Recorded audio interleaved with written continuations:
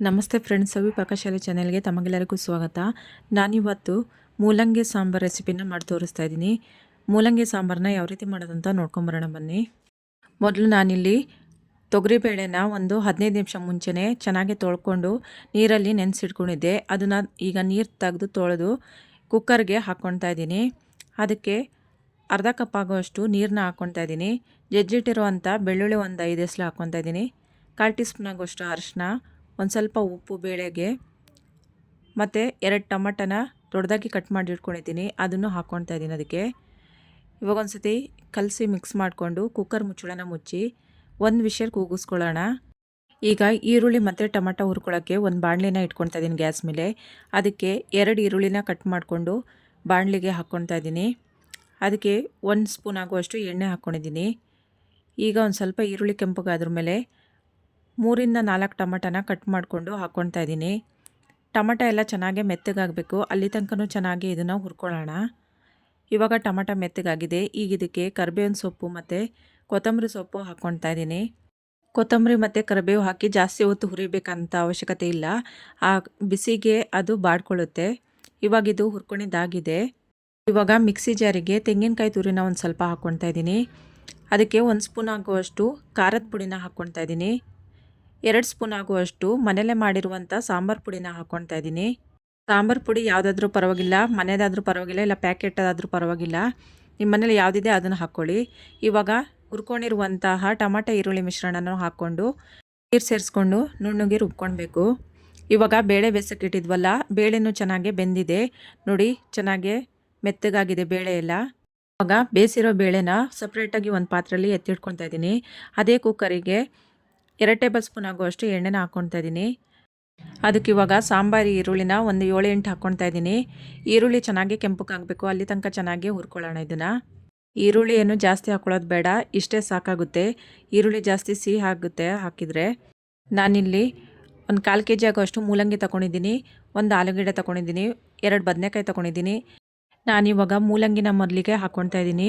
ಮೂಲಂಗಿನ ಚೆನ್ನಾಗಿ ಎಣ್ಣೆಯಲ್ಲಿ ಹುರ್ಕೊಳ್ಬೇಕು, ಅದ್ರ ನೀರಿನ ಅಂಶ ಎಲ್ಲ ಹೋಗ್ಬೇಕು ಮೂಲಂಗಿದು, ಅಲ್ಲಿ ತನಕ ಚೆನ್ನಾಗಿ ಹುರ್ಕೊಂಡು ಒಂದು ಸ್ವಲ್ಪ ಮುಚ್ಚಳನ ಮುಚ್ಚಿ ಒಂದು 2ರಿಂದ 3 ನಿಮಿಷ ಚೆನ್ನಾಗಿ ಬೇಯಿಸ್ಕೊಳ್ಬೇಕು.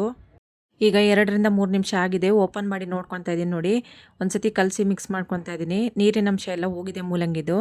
ಈಗ ಇದಕ್ಕೆ ದೊಡ್ಡದಾಗಿ ಕಟ್ ಮಾಡಿಟ್ಟಿರೋಂಥ ಆಲೂಗೆಡ್ಡೆ ಮತ್ತು ಬದನೆಕಾಯಿನ ಹಾಕ್ಕೊಳ್ತಾ ಇದ್ದೀನಿ. ಅದಕ್ಕೆ ಹಾಕ್ಕೊಂಡು ಒಂದು ಸತಿ ಚೆನ್ನಾಗಿ ಮಿಕ್ಸ್ ಮಾಡಿಕೊಂಡು ಅದನ್ನು ಎಣ್ಣೆನಲ್ಲೇ ಹುರ್ಕೊಳ್ಬೇಕು. ಈಗ ಇದಕ್ಕೆ ಒಂದೇ ಒಂದು ಟೊಮಟನ ಇಟ್ಕೊಂಡಿದ್ದೆ ನಾನು ಆವಾಗಲೇ ಉದ್ದಕ್ಕೆ ಕಟ್ ಮಾಡಿಕೊಂಡು, ಅದನ್ನು ಇವಾಗ ಹಾಕ್ಕೊಳ್ತಾ ಇದ್ದೀನಿ. ಅದಕ್ಕೆ ಹಾಕ್ಕೊಂಡು ಒಂದು ಸತಿ ಎಲ್ಲವನ್ನು ಮಿಕ್ಸ್ ಮಾಡ್ಕೊಳ್ಳೋಣ.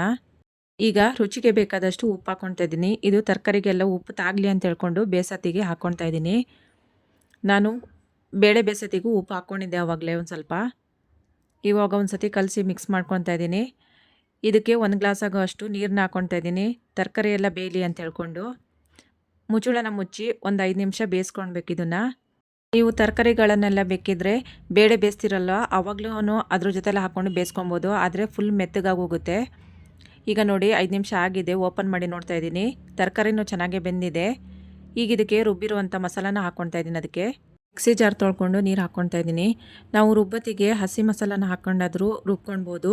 ಟೊಮಟೊ ಈರುಳ್ಳಿ ಎಲ್ಲ ಹುರ್ಕೊಂಡು ಮಾಡಿದರೆ ಟೇಸ್ಟ್ ತುಂಬಾ ಚೆನ್ನಾಗಿರುತ್ತೆ. ಹಸಿದು ಹಾಕ್ಕೊಂಡು ಮಾಡಿದರೆ ಅದು ಹಸಿ ವಾಸನೆ ಹೊಡಿತಾ ಇರುತ್ತೆ. ಮತ್ತು ನಾವು ಹಸಿ ಟೊಮಟೊ ಈರುಳ್ಳಿ ಎಲ್ಲ ಹಾಕ್ಕೊಂಡು ರುಬ್ಕೊಂಡ್ರೆ ನಾವು ಒಗ್ಗರಣೆ ಕೊಟ್ಕೊಂಡು ಮಸಾಲಾನ ಫಸ್ಟು ಹುರ್ಕೊಳ್ಬೇಕಾಗುತ್ತೆ, ಆವಾಗ ಮೈಗೆಲ್ಲ ಸಿಡಿತದೆ. ಅದ್ರ ಕಡೆಯಿಂದ ನಾವು ಹುರ್ಕೊಂಡು ಮಾಡ್ಕೊಳ್ತಾ ಇರೋದು. ರುಬ್ಬಿರೋ ಮಸಾಲ ಮಾತ್ರ ಹಾಕ್ಕೊಂಡು ಹುರ್ಕೊಂಡಿದ್ದೆಲ್ಲ ಆಗಿದೆ, ಚೆನ್ನಾಗೇ ಕುದೀತಾ ಇದೆ ಸಾರು. ಈಗ ಇದಕ್ಕೆ ನಾವು ಬೇಳೆ ಬೇಯಿಸ್ಕೊಂಡಿದ್ವಲ್ಲ ಆ ಮಿಶ್ರಣನ ಹಾಕ್ಕೊಳ್ತಾ ಇದ್ದೀನಿ. ಇದಕ್ಕೆ ಈ ಟೈಮ್ನಲ್ಲೇ ನೀರು ಎಷ್ಟು ಬೇಕಾಗುತ್ತೆ ಅಂತ ನೋಡಿಕೊಂಡು ಅಷ್ಟು ನೀರು ಸೇರಿಸ್ಕೊಳ್ಳಿ. ಜಾಸ್ತಿ ದಪ್ಪ ಮಾಡೋಕ್ಕೆ ಹೋಗ್ಬೇಡಿ, ಒಂದು ಸ್ವಲ್ಪ ತೆಳು ಇದ್ರೇ ಚೆನ್ನಾಗೇ ಆಗುತ್ತೆ. ಇಲ್ಲ ಅಂತ ಹೇಳಿದರೆ ಅದು ಸಾರು ತಣ್ಣದ್ರ ಮೇಲೆ ಮತ್ತೆ ದಪ್ಪ ಆಗೋಗುತ್ತೆ. ಬೇಳೆ ಬೇಯಿಸ್ಕೊಂಡು ಹಾಕ್ಕೊಂಡಿದ್ರಿಂದ ಸಾರು ಚೆನ್ನಾಗೇ ಕುದೀತಾ ಇದೆ. ಇದಕ್ಕೊಂದು ಒಗ್ಗರಣೆನ ರೆಡಿ ಮಾಡ್ಕೊಳ್ಳೋಣ. ಒಂದು ಒಗ್ಗರಣೆ ಪಾತ್ರೆನ ಇಟ್ಕೊಂಡಿದ್ದೀನಿ. ಅದಕ್ಕೆ 2 ಟೇಬಲ್ ಸ್ಪೂನ್ ಆಗೋಷ್ಟು ಎಣ್ಣೆ ಹಾಕ್ಕೊಂಡಿದ್ದೀನಿ. ಸಾಸಿವೆ 1/4 ಟೀ ಸ್ಪೂನ್ ಆಗೋಷ್ಟು ಹಾಕ್ಕೊಂಡಿದ್ದೀನಿ. ಜೀರಿಗೆ 1/4 ಟೀ ಸ್ಪೂನ್ ಆಗೋಷ್ಟು, ಹಿಂಗೆ ಒಂದು ಸ್ವಲ್ಪ ಹಾಕ್ಕೊಳ್ತಾ ಇದ್ದೀನಿ, ಪುಡಿ ಹಿಂಗನ್ನ. ಸಾಸಿವೆ ಜೀರಿಗೆ ಎಲ್ಲ ಸಿಡಿತಾ ಇದೆ. ಈಗ ಇದಕ್ಕೆ ಕರಿಬೇವು ಸೊಪ್ಪನ್ನ ಒಂದು ಸ್ವಲ್ಪ ಹಾಕ್ಕೊಳ್ತಾ ಇದ್ದೀನಿ. ಒಗ್ಗರಣೆ ಇವಾಗ ರೆಡಿಯಾಗಿದೆ. ಕುದೀತಿರೋಂತಹ ಮೂಲಂಗಿ ಸಾಂಬಾರಿಗೆ ಹಾಕ್ಕೊಳ್ತಾ ಇದ್ದೀನಿ ಒಗ್ಗರಣೆನ. ಈಗ ದೇವಸ್ಥಾನಗಳಲ್ಲಿ ಮಾಡುವಂತಹ ಮೂಲಂಗಿ ಸಾಂಬಾರು ರೆಡಿಯಾಗಿದೆ. ಕಡಿಮೆ ಸಮಯದಲ್ಲಿ ಕಡಿಮೆ ಸಾಮಗ್ರಿಗಳನ್ನೆಲ್ಲ ಬಳಸ್ಕೊಂಡು ಬೇಗನೆ ಮಾಡ್ಕೊಳ್ಳುವಂತಹ ಮೂಲಂಗಿ ಸಾಂಬಾರನ್ನ ಯಾವ ರೀತಿ ಮಾಡೋದಂತ ನೋಡ್ಕೊಂಡ್ರಲ್ವಾ. ಈ ವಿಧಾನದಲ್ಲಿ ಇಷ್ಟ ಆದರೆ ನೀವು ನಿಮ್ಮ ಮನೇಲಿ ಒಂದ್ಸತಿ ಟ್ರೈ ಮಾಡಿ ನೋಡಿ ಫ್ರೆಂಡ್ಸ್. ಇಷ್ಟ ಆದರೆ ಲೈಕ್ ಮಾಡಿ, ಶೇರ್ ಮಾಡಿ, ಸಬ್ಸ್ಕ್ರೈಬ್ ಮಾಡಿ friends. Thank you for watching.